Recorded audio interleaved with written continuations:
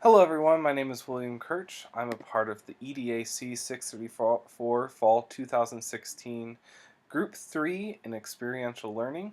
This is our introduction for our final demonstration, and I'd like to talk a little bit about how we completed our projects, the steps that we took, the way that we worked together that resulted in how we created our final demonstration.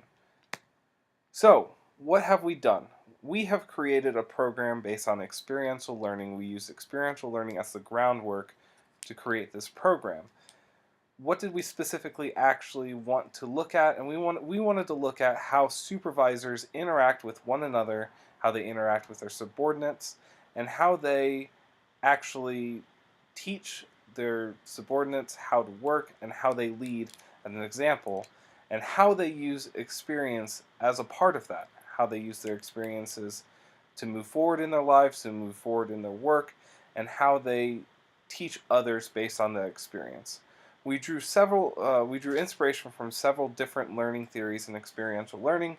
We looked at not how all experiences, not all of them actually result in learning. We wanted to create a program that specifically gives valuable learning experiences to a group of individuals so they can learn. We wanted to look at how activity-based learning is one of the best ways to do this, using activities as a means to teach your subordinates and how to teach each other. We wanted to also look at how reflection is a necessary component of experience, and we also drew inspiration from Kolb's experiential learning theory model and how he really looked at the world of experiential learning and how he drew his own conclusions through his own personal model. All of that will be covered in our final demonstration, so if there's not many specifics now, you will get that in a little bit. So what were the highlights and uniqueness of our program? We were very thorough when we went through this program and how we created it. We went back several times to really change some of the aspects due to the critiques that we were getting from Dr. Chang and our classmates. This is not something that I feel like was really required of us, even though we did need to create the final demonstration. I don't think that we ever really had to go back and change our actual program design, which is what we did. And we changed large parts of it in order to really make this as good as we could make it.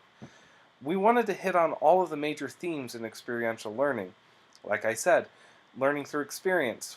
Not all experiences are valuable. Other things like reflection and all of the things that make up learning through experience. We wanted to hit on all of those themes in a multiple day format that obviously is hypothetical, but our program really does go over a multiple day time span, and we wanted to be sure that our learners, our hypothetical learners, were getting the most out of that as possible and hitting as many themes as possible in order to facilitate and really help our learners actually get experiences that were valuable. We created a program that uses experiences of the learner rather than being told how to act as a supervisor. So each supervisor that would theoretically be in our program, they each have their own experiences, their own things that they do in their jobs that they want to share with others to help create a more well-rounded vision of what it is to be a supervisor and the experiences that you need in order to be a supervisor. Hopefully, in once again our hypothetical situation, we would have supervisors that are new and supervisors that are old coming together to share their experiences, because everybody can learn at least something from another person just based on the different experiences that we have all had in our lives. So how did we complete this assignment? I want to just take a second and really thank my group. My group was amazing. We communicated on an almost daily basis. We sent emails and emails, just dozens and dozens of emails to one another to really make sure that we were hitting all the points that we needed to make in order to create our projects the best way that we could possibly do that. And that's something that I really value in my group members, and I hope they value this as much as I do.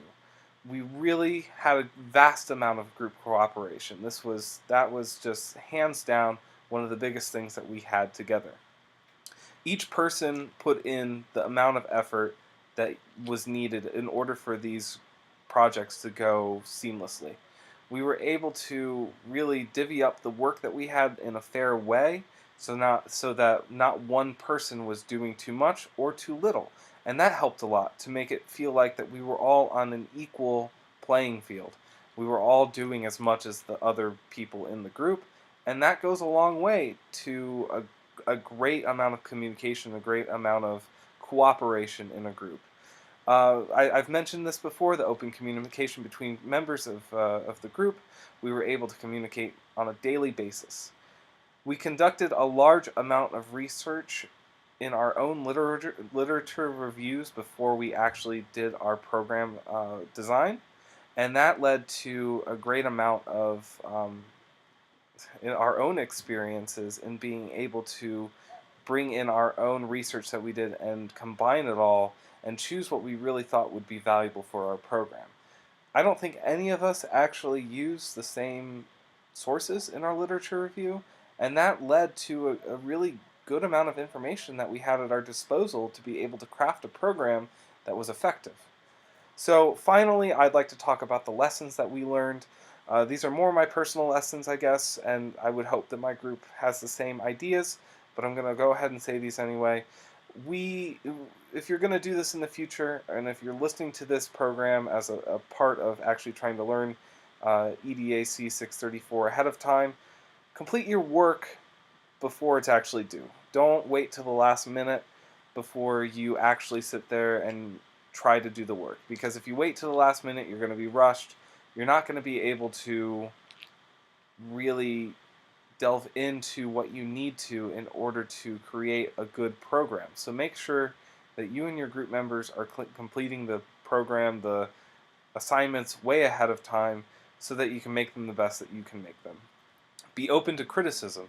Some of the greatest criticism that we received was from Dr. Chang, and Dr. Chang gave us things that we could change, like actual substance that we could change in order to make our program better, and we did. We went back and we made those changes, hopefully for the better, but being defensive about your program right off the get-go is not going to get you anywhere ever in school or in life. You need to be able to be sure that you're open to that change and be able to make changes based on criticism and not take that to heart. Finally, be available for your group members and open about your schedule. Several times this semester, I was not available due to my work because I work nights, I work weekends, and I work a lot. And my group was very understanding that sometimes I couldn't be present every step of the way, but I needed to make sure that I still got my assignments in, the parts of the programs that I needed to do. I still got all that in, and my group took the lead and took what I had and took what I gave them and really put it all together, and that was amazing. We would have done that for anybody in our group, no matter who they were and what they had going on. We needed to make sure that, we didn't take offense to somebody that had something going on in their lives, because we each have something going on in our lives that affects us on a daily basis. So just be open with your schedule, be available for your group members, be open with your communication, and you will have a good time in this class. Those were the lessons that I learned. Hopefully that they are the same as my group members. I hope you enjoyed this introduction. Please enjoy our final demonstration and have a nice day.